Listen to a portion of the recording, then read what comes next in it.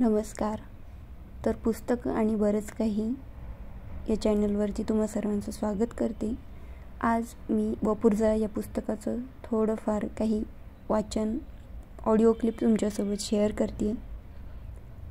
तर पान नंबर 5 वरती असा पॅरा आहे की, मित्रांनो, मुखपृष्ठावरचा हा पेला रिकामा आहे आकाशाचा शब्द झेलण्यासाठी. मनातली साठलेली जळजळ स्वतःबाबतच्या मोठेपणाच्या भ्रामक कल्पना दूर केल्या म्हणजे हा पेला नव्या विचारांसाठी रिकामा राहतो. त्या पेल्यात आकाश उतरतं. अशाच अनेक कलावंतांच्या अनेक आविष्कारांसाठी तुम्ही तुमच्या मनाचे गाभारे रिकामे स्वच्छ ठेवलेत. त्यात मलाही जागा मिळाली. पेला पुन्हा रिता झाला. हा पेला त्या आकाशाचे नित्य नूतन दान स्वीकारण्यासाठी कायम रिताच राहावा असा मला आशीर्वाद द्या.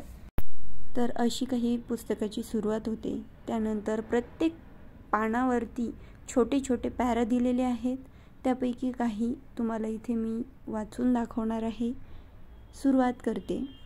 मी कधीही आत्मचरित्र लिहिणार नाही. लिहिण्यासारखं खूप आहे. काही प्रसंग तर इतके नाट्यपूर्ण आहेत की त्या प्रसंगांसाठी आत्मनिवेदनपर काहीतरी लिहावं.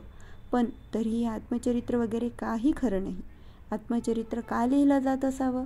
आपण किती बेस्ट आहोत आणि तमाम पब्लिकला ते शेवटपर्यंत कसं कळलं नाही हा टाहू फोडण्यासाठी आत्मचरित्र लिहिलं जातं. आपल्याला काय काय सहन करावं लागलं हे सांगण्याचाही हेतू असतोच. माझ्या हातून कळत नकळत असंच काहीतरी लिहिलं जाईल म्हणून आत्मचरित्र नाही म्हणता आहे. आपण ज्याप्रमाणे काही लोकांचे अपराध पोटात घालतो त्याप्रमाणे आपले अनेक अपराध इतर मंडळी पोटात घालत असतात. त्या इतरांनी चरित्र लिहायचं ठरवलं तर आपले 3-13 वाजतील. म्हणूनच जोपर्यंत इतर मंडळी आपापली आत्मचरित्र लिहित नाही तोपर्यंत मी माझं आत्मचरित्र का लिहावं? ? ऑडिओ तुम्हाला कसा वाटला नक्की कमेंटमध्ये कळवा.